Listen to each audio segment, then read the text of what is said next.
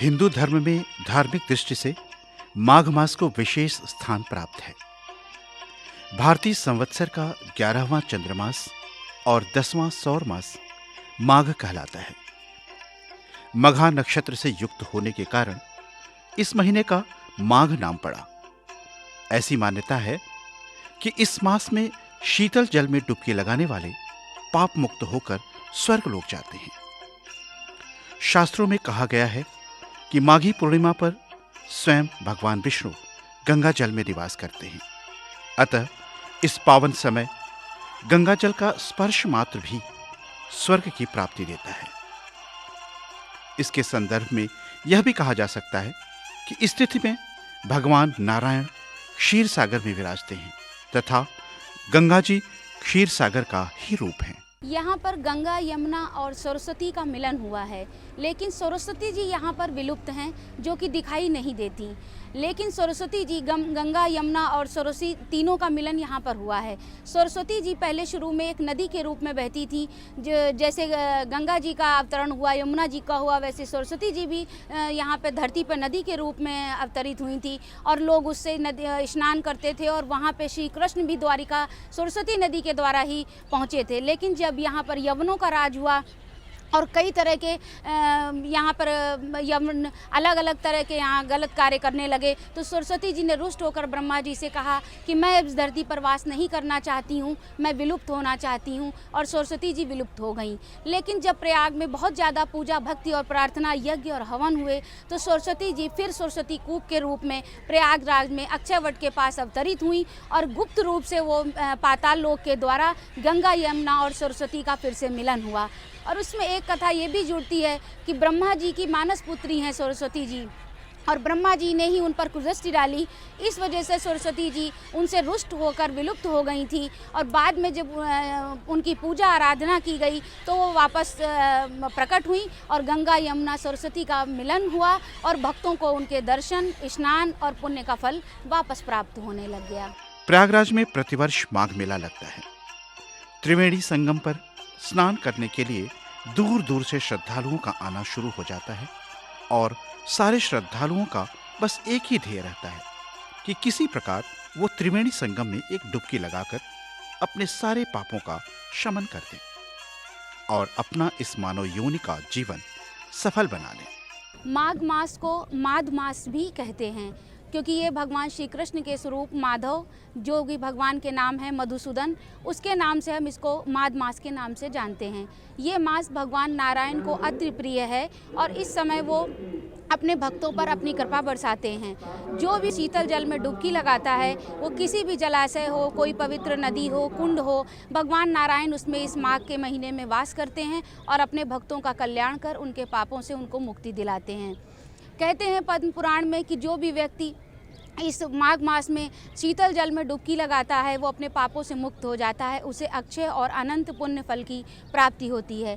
इस माह में स्नान, दान, जप और नारायण भक्ति पूजन और हवन का विशेष महत्व है, क्योंकि हम 100 अश्वमेध यज्ञों के बराबर पुण्य प्राप्त कर लेते हैं। तो निर्णय सिंधु में ऐसा कहा गया है कि अगर हम पूरे माघ मास में भी स्नान ना कर पाएँ तो कम से कम एक इस तीर्थ स्थान में एक स्नान अवश्य करना चाहिए। इससे हम एक बार स्नान करने से ही स्वर्ग के उत्तराधिकारी हो जाते हैं। इसलिए नारायण को ये अति प्रिय माघ मास है और मघा नक्षत्र में होने के कारण इसको हम बाद में माघ मास के नाम से भी जानने लगे हैं। ये संगम तट पर विशेष पवित्र और पुण्यदायी माना जाता है, क्योंकि संगम तट पर सारे तीर्थ, सारे पितृ, सारे देवता माघ के महीने में स्नान के लिए आते हैं और यहीं पर वास करते हैं। इसलिए जो भी व्यक्ति, जो भी गृहस्थ यहाँ पर आके माघ मास में स्नान करता है, उसे विशेष पुण्य की प्राप्ति होती है। यहाँ भगवान माधव वेणी माधव के रूप में, द्वादश माधव के रूप में चारों तरफ निवास कर अपने भक्तों का कल्याण करते हैं, उनको पुण्य लाभ प्राप्त कराते हैं, उनकी हर इच्छा, मनोवांछित इच्छा पूर्ण करते हैं और अपने भक्तों को उनकी सारी इच्छाएं पूर्ति कर सारे कष्टों का हरण कर लेते हैं। इसलिए माघ मास का महीना हम लोगों के लिए, सभी के लिए बहुत ही पुण्यदायी माना जाता है। माघ पूर्णिमा उत्तर भारत में माघ महीने के समापन का प्रतीक है। ऐसी मान्यता है कि माघ पूर्णिमा के पावन अवसर पर प्रयागराज के त्रिवेणी संगम में स्नान करने वाले को मोक्ष की प्राप्ति होती है। इस दिन चंद्रमा भी अपनी 16 कलाओं से शोभायमान होते हैं। इस दिन पूर्ण चंद्रमा अमृत वर्षा करते हैं, जिनके अंश वृक्षों, नदियों, जलाशयों और वनस्पतियों पर पड़ते हैं। अतः इनमें आरोग्यदायक गुण उत्पन्न होते हैं। धार्मिक मान्यता है कि माघ पूर्णिमा में स्नान दान करने से सूर्य और चंद्रमा युक्त दोषों से मुक्ति मिलती है। माघी पूर्णिमा हम सभी भक्तों के लिए बहुत महत्वपूर्ण है। ये माघ का महीना मकर संक्रांति के प्रथम स्नान से शुरू होता है और माघी की पूर्णिमा के दिन ही हम माघ मास का समाप्ति होती है। इसमें पौष पूर्णिमा, मौनी अमावस्या, बसंत पंचमी, सूर्य सप्तमी जैसे अनेक मुख्य पर्व पड़ते हैं और लोग प्रयाग में संगम में स्नान के लिए आते हैं। लेकिन सबसे विशेष है माघी पूर्णिमा, क्योंकि इस दिन माघ मास की पूर्णता होती है और माघ मास का स्नान भी समाप्त हो जाता है। माघ के महीने में पड़ने वाली ये पूर्णिमा हम सब के लिए बहुत ही महत्वपूर्ण है। इसमें स्नान करने से जब भगवान नारायण जल में स्वयं वास करते हैं, सभी तीर्थ पित्र और देवता जल में स्वयं वास करते हैं, तो इस दिन संगम तट पर स्नान बहुत ही पुण्यदायी होता है। दूर दूर से लाखों श्रद्धालु इस दिन स्नान के लिए आते हैं और जो कल्पवासी प्रयाग में वास कर रहे होते हैं, उनका कल्पवास भी आज के दिन ही पूर्ण होता है। पूरे माघ के महीने में जो वो स्नान, ध्यान, जप, हवन, पूजन करते हैं, वो आज के दिन पूर्ण होता है। आज के दिन स्नान करने के बाद वो नई शक्ति, नई ऊर्जा और नई भक्ति और संयमित जीवन के साथ अपने घरों को, अपनी गृहस्थी में वापस जाते हैं। माघ का महीना हम सभी के लिए बहुत पावन है और माघी पूर्णिमा में सूर्य और चंद्र की युति होने के कारण जब सूर्य मकर राशि में प्रवेश करते हैं और चंद्र कर्क राशि में प्रवेश करते हैं, तो ये माघी पूर्णिमा को पूर्ण पूर्णिमा का योग बनता है और इस दिन का इसीलिए दान पुण्य अक्षय और अनंत है। इसीलिए माघ मास में ये पड़ने वाली पूर्णिमा हम सब के लिए बहुत ही महत्वपूर्ण हो जाती है और हम भक्तों का सभी जो कल्पवास पूर्ण हो जाता है, स्नान दान का पुण्य फल प्राप्त हो जाता है और हम अपने घरों को वापस लौट जाते हैं। इसको हम ही सभी लोग 32वीं पूर्णिमा के भी नाम से जानते हैं, क्योंकि इस दिन जो हम स्नान, ध्यान, जप, हवन और पूजन करते हैं, उसका हमें 32 गुना अधिक फल प्राप्त होता है। पूरे वर्ष जो 12 पूर्णिमाएं पड़ती हैं, उसमें जो स्नान, दान, जप, हवन, पूजन हम करते हैं, उससे माघी पूर्णिमा के दिन के स्नान, ध्यान, जप, पूजन और व्रत से हमें 32 गुना अधिक फल प्राप्त होता है। इसलिए हम इस भक्त इसे 32वीं पूर्णिमा के नाम से भी जानते हैं और इस विशेष पूर्णिमा पर, विशेष पर्व पर हम स्नान, ध्यान, जप और संगम तट पर इसका विशेष महत्व है। इसलिए सभी भक्त संगम पर आना चाहते हैं, स्नान, ध्यान और जप कर पुण्य लाभ प्राप्त करना चाहते हैं। मकर राशि में सूर्य का प्रवेश और कर्क राशि में चंद्रमा का प्रवेश होने से माघी पूर्णिमा को पूर्ण योग बनता है तथा सभी तीर्थों के राजा पूरे माह प्रयाग तथा अन्य तीर्थों में विद्यमान रहने से अंतिम दिन को जप तप व संयम द्वारा सात्विकता को प्राप्त किया जा सकता है। तीर्थराज की सबसे बड़ी विशेषता ये है कि यहाँ आने वाला जब संगम में या गंगा यमुना के इस त्रिवेणी के पंचकोश में, जिसको पंचक्रोशी कहते हैं, कहीं भी स्नान करता है, दर्शन करता है, मज्जन, दर्शन और पान, ये 3 बातें कही गई। तीर्थराज आने के लिए अगर कोई व्यवधान करता है तो वह उसके पापों को प्राप्त कर लेता है, और जो आने में सहयोग करता है तीर्थराज आने वाले यात्रियों के, उसको चौथाई पुण्य की प्राप्ति हो जाती है, हमारे शास्त्र ही कहते हैं। तो यहाँ आना ही दुर्गम है, बहुत कठिन है। यही सर आवत अति कठिनाई और राम कृपा बिनवाई न जाई।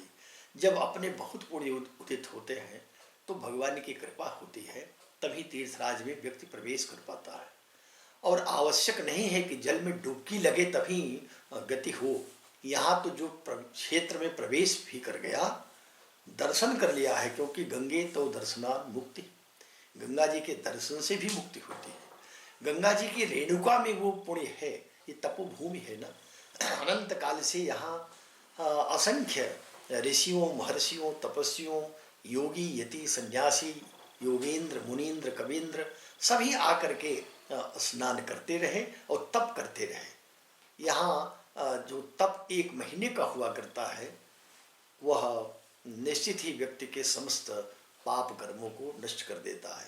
हाँ, शर्त इतनी है कि जो व्यक्ति यहाँ आकर के भी पाप करता है, तो कहा है शास्त्रों ने कि वह पाप का ऐसा वज्रलेप हो जाएगा कि अनंत जन्मों तक पाप का ही परिणाम भोगता है। इसलिए आने वालों को ये सावधानी भी रखनी चाहिए कि तीर्थराज में प्रवेश करते ही पाप को मन से हटा दे, पुण्य करे, यथा संभव स्नान दान, और व्रत भी कर सकता हो करे, हवन करे। दान की बड़ी महिमा है। यहाँ मुंडन संस्कार का विशेष महत्व है। तीर्थराज प्रयाग इसीलिए सभी तीर्थों के राजा कहे गए हैं कि जो सामर्थ्य तीर्थराज प्रयाग की है मुक्ति प्रदान करने में, यहाँ अज्ञानी भी मुक्त हो जाता है। संगम में माघ पूर्णिमा का स्नान एक प्रमुख स्नान है। इस दिन सूर्योदय से पूर्व जल में भगवान का तेज रहता है, जो पाप का शमन करता है। माघ मास के दौरान मनुष्य को कम से कम एक बार पवित्र नदी में स्नान करना चाहिए। भले पूरे माह स्नान के योग न बन सकें, लेकिन माघ पूर्णिमा के स्नान से स्वर्गलोक का उत्तराधिकारी बना जा सकता है। इस बात का उदाहरण इस श्लोक से मिलता है। मास पर्यंत स्नाना संभवे तु त्रयः में काहम वा स्नायात। प्राग का मतलब होता है बहुत ज़्यादा। तो इस संगम की धरती पर गंगा, यमुना और सरस्वती के संगम तट पर इतने ज़्यादा यज्ञ हुए कि ये इसका नाम प्रयाग पड़ा। प्रा माने बहुत ज़्यादा, याग माने यज्ञ। इसलिए इस धरती शक्ति, ऊर्जा और ऊर्जा का केंद्र बन गई। यहाँ पे अनेकों ऋषियों ने आकर बहुत बड़े बड़े यज्ञ और हवन किए, इसलिए इसका नाम प्रयाग पड़ा। इसका एक और अर्थ हम जानते हैं कि प्रा माने बहुत बड़ा। तो जब ब्रह्मा जी ने सृष्टि की रचना करी तो इस संगम की धरती पर आकर सबसे बड़ा यज्ञ किया, इसलिए इसका नाम प्रयाग पड़ गया। और सभी बहुत सारे ऋषि मुनि, भरद्वाज ऋषि का आश्रम यहीं संगम तट पर नज़दीक में था और वो यहीं निवास करते थे, और बहुत सारे ऋषि मुनि आकर अनेकों यज्ञ यहाँ करते थे, इसलिए इस धरती का नाम प्रयाग पड़ा। प्रयागराज ये कैसे हुआ कि बहुत सारे तीर्थों ने एक बार ब्रह्मा जी से प्रार्थना करी कि आप जो है हमारा कोई राजा बना दें, जिससे कि हम सब उसके अधीन होकर संयमित होकर कार्य कर सकें। तो ब्रह्मा जी ने जब पूरे भारत भूमि में भ्रमण किया तो उन्हें प्रयागराज जैसी संगम तट कहीं भी नहीं मिला, जो इतना बृहद, इतना विशाल था कि इतना बड़े महाकुंभ का मेला लग सकता हो, इतने सारे भक्त आकर एक साथ स्नान कर सकते हो, कल्पवास कर सकते हो। उनको हर तरह की यहाँ पे यज्ञ, हवन और सब तरह के लिए भूमि प्राप्त थी। तो उनको इतना बड़ा स्थान न मिलने के कारण उन्होंने संगम को प्रयागराज बना दिया, सभी तीर्थों का राजा बना दिया, और सभी तीर्थ इस प्रयाग में आकर स्नान करते हैं, माघ मास में यहाँ पर वास करते हैं, और ये तीर्थ राज हो गया प्रयाग।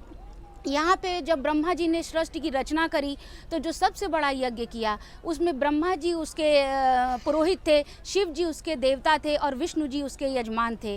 तो इस बड़े यज्ञ के द्वारा एक शक्तिपुंज प्रकट हुआ, जिसके उन्होंने अक्षयवट के रूप में उसको स्थापित किया, जिसको लाखों श्रद्धालु पूरे भारतवर्ष से आकर उसके दर्शन करते हैं और मोक्ष की प्राप्ति करते हैं। ये गंगा, यमुना और सरस्वती का मिलन स्थल है। ऐसे हमारे भारत में पूरे 14 प्रयाग हैं, लेकिन सबसे बड़ा संगम स्थल प्रयागराज ही है, जहाँ पे इतनी भूमि है, जो इतनी शक्ति का, ऊर्जा का केंद्र है। यहाँ आकर भक्तों को एक विशेष शक्ति, एक विशेष ऊर्जा की प्राप्ति होती है। इसलिए भक्त पूरे माघ के महीने में यहाँ पर आते हैं, स्नान करते हैं, दान करते हैं, जप करते हैं, भगवान का स्मरण करते हैं और उनसे अक्षय पुण्य की प्राप्ति कर अपने घरों को वापस जाते हैं।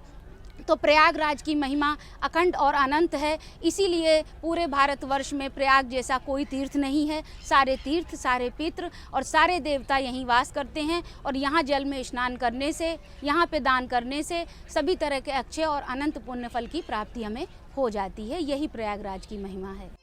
हजारों भक्त गंगा यमुना के संगम स्थल पर माघ मास में पूरे 30 दिनों तक, पौष पूर्णिमा से माघी पूर्णिमा तक कल्पवास करते हैं। ये एक मास का कल्पवास करने की इच्छा प्रत्येक हिंदू के मन में रहती है, लेकिन ये एक मास का कल्पवास करना बहुत बड़ी साधना करने के समान है। पूरे मास बिल्कुल नियम और संयम के साथ कल्पवास करना पड़ता है।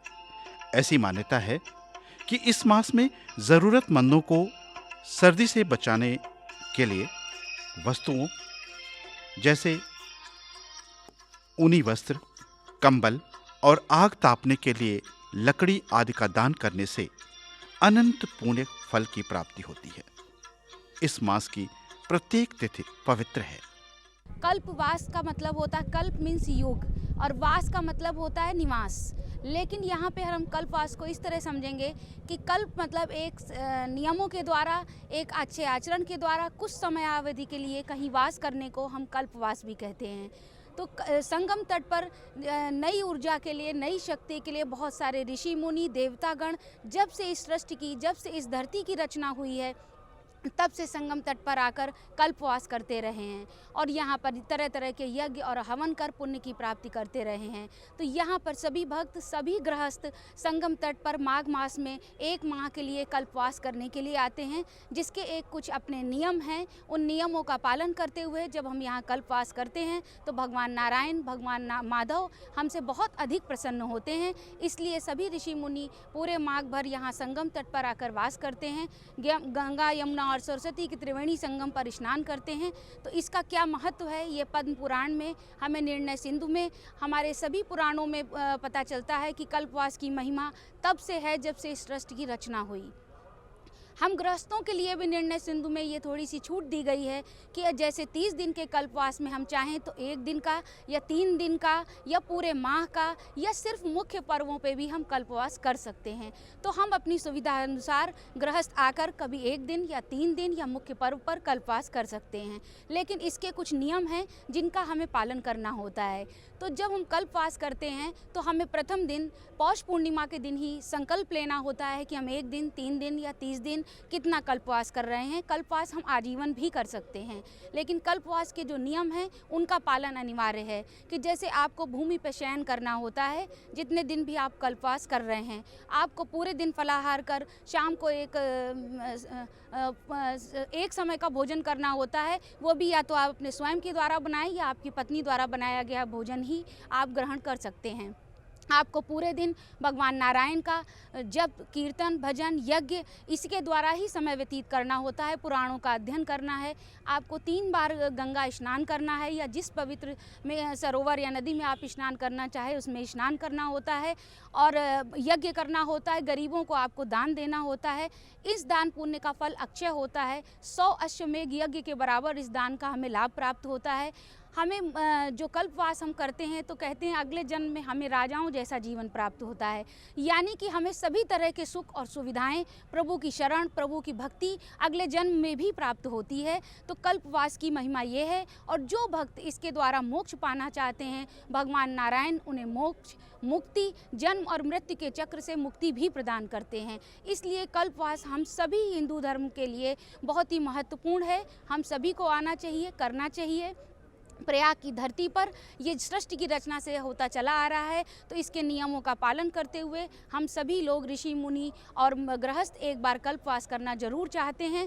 तो कल्पवास की महिमा अनंत है। यहाँ पे दान पुण्य के अच्छे और अनंत फल हैं। इसको हमें प्राप्त करने के लिए संगम की धरती पर आकर कल्पवास जरूर करना चाहिए और भगवान नारायण की कृपा से हमारे सारे पुण्य हमें प्राप्त होते हैं, पाप क्षमा होते हैं और हमारे सारे मनोरथ पूर्ण होते हैं। ये ऊर्जा का केंद्र है। यहाँ नई ऊर्जा, नई शक्ति, जब हम कल्पवास में एक संयमित जीवन 30 दिन तक जीते हैं, भगवान का जप करते हैं, गृहस्थ जीवन से दूर रहते हैं और किसी भी तरह का कोई गलत कार्य नहीं करते हैं, तो नई ऊर्जा, नई शक्ति और नए उत्साह के साथ वापस अपने गृहस्थ जीवन में जाते हैं और हमारे गृहस्थ जीवन के भी सारे क्लेश और दुख दूर हो जाते हैं। माघी पूर्णिमा को 1 मास का कल्पवास पूर्ण हो जाता है। इस दिन सत्यनारायण कथा और दान पुण्य को अति फलदायी माना गया है।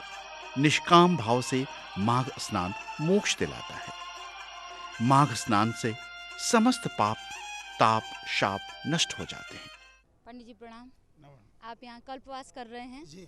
तो आप कितने सालों से यहाँ कल्पवास कर रहे हैं? सन 2007 से मैं आना शुरू किया हूँ।